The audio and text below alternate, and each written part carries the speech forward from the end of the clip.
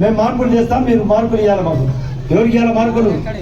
లతమ్మకు వారం రోజుల తర్వాత ఇదే రోజుకు ఇదే టయానికి పోలింగ్ కూడా అయిపోయారు. మీరు గట్టిగా మరొకసారి చెప్పాలా, మేము లతమ్మకు మార్పులు చేస్తాం, మీరు మార్పులు చేయండి.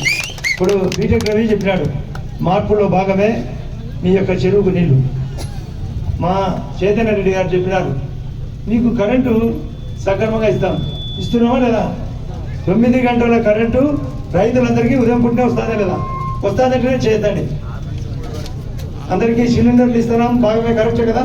4000 పెన్షన్లు నిజమే కదా? అరటి తోటల్లో వాళ్ళు మోసం చేసినారా లేదా? చేసినారు లేదా? చేసినారంటే గట్టిగా చెప్పాలి కదా మనం. ప్లస్ చీనీ తోటల్లో కూడా దోపిడీ చేశారు కదా? పులిందలు చెప్తారు ఎక్కడ లేని విధంగా 1 కేజీ మాంసానికి 25 రూపాయలు ఎక్కువ అంటారు. వీళ్ళకు ధనదాహం తీరదా? జగన్ రెడ్డికి ఎన్ని పాత్రలు ఉన్నాయో నేను గౌరవ ముఖ్యమంత్రి గారు మొన్న చెప్పిన అనంత పద్మనాభ స్వామికి ఒకటే నియమాలిగా, ఈ జగన్నాథ స్వామికి ఎన్ని నియమాలలో ఆ భారతమ్మ ఎన్ని లెక్క పెడతాదో దొరికినాయి కట్టలు. నేను చెప్పిన ముఖ్యమంత్రి గారికి, సార్ ఆయన విలన్ కాదు, దాని అంటే అండర్ గ్రౌండ్లో ఉంటాడు, డెన్ను దాచిపెట్టినాడు, దొరికినాయి, కుక్క దొరికినాడు. అతన్ని అరెస్ట్ చేస్తారా లేదా? అటువంటి వ్యక్తి అవసరమా? మీ లతమ్మకు ఓటేసి గెలిపించమని మేమందరం అడిగేది వాస్తవం లేదు. మరొకసారి మీరు చెప్పాలా? ఇదేది తక్కువ రోజులు, 9 నెలల కాల పరిమితే నిరూపణ చేస్తాం. ఏ విషయం చెప్తామో ఆ విషయం అమలు చేస్తాం. నిన్న మాకు చెప్పినారు, సార్ మాకు ఒక 250 మందికి సీఎం రిలీఫ్ ఫండ్ పెండింగ్ ఉందని. మేము వెంటనే సీఎం ఆఫీస్ ఫోన్ కొట్టాం, ఇప్పటికే సంతకం పెట్టాను. ప్రతి ఒక్కరికి 70% తక్కువ లేకుండా అందరికి ఇచ్చే ఏర్పాటు చేసినా మీకోసం. ఎందుకు? మీరు బాగుపడాలా, మీ అవసరాలు తీరాలా.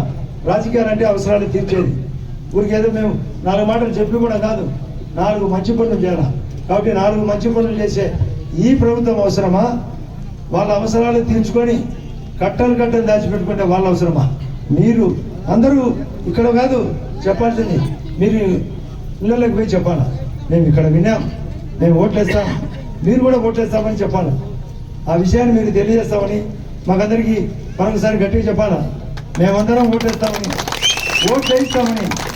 ఓట్లు వేయాలా, ఓట్లు వేయించాలా. డబ్బు మీరు డబ్బు ఇచ్చి ఓటేయాలన్నా, చేతనైతే డబ్బు కూడా ఇచ్చి ఓటేయండి. వాళ్ళతో గుంజండి. ఏంది కొట్టారు కదా కట్టేది కక్కియండి. కాబట్టి ఇటువంటి నాయకత్వం, మంచి చేసే నాయకత్వం అవసరం.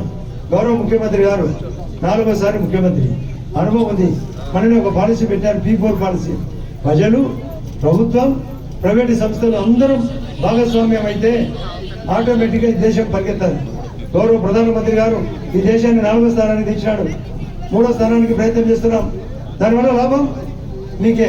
ఫారిన్ వాళ్ళు వచ్చి ఇక్కడ కొత్త ఇన్వెస్ట్మెంట్ చేస్తారు, బ్యాంకులు పెడతారు, ఇన్సూరెన్స్ కంపెనీలు పెడతారు, బస్సు ఇండస్ట్రీ పెడతారు, కొత్త విద్యాలయాలు పెడతారు. కాబట్టి ఇటువంటి ఆలోచన చేసే కేంద్రం ఉంది, ఆలోచన చేసే రాష్ట్రం ఉంది. మేమందరం పరిగెత్తించడానికి మా వద్దగా అందరం ఇక్కడికి వచ్చినాం. రమ్మనండి, వాళ్ళని కూడా ప్రచారానికి రమ్మనండి. కానీ పొద్దుటూరు రాజమౌళి ప్రసాద్ రెడ్డి చెప్తున్నాడు, మేమేందో పోలీసులను నడిపెట్టంట.